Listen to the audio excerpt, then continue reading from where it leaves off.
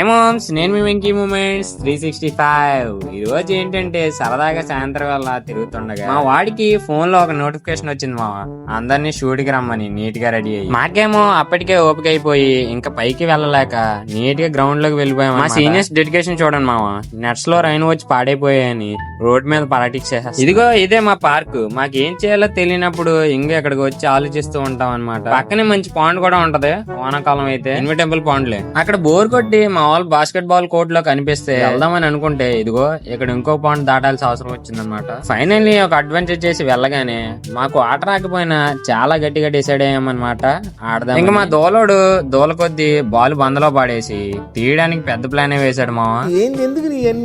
ఎందుకు బాగా చేసుకుంటున్నావు కదా. ఆడటమేమో గానీ బందలో పడిన బాల్ ని తీసుకోవడమే సరిపోయింది మావా.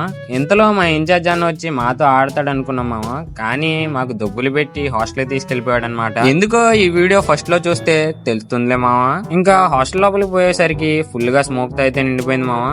అంటే అది మనకు కదిలే మస్కిటోస్ కోసం. సరే మామ్స్, ఇది మరి ఇవాళ మరి ఇలాంటి మరిన్ని వీడియోస్ కోసం మన ఛానల్ ని సబ్స్క్రైబ్ చేయండి మామ్.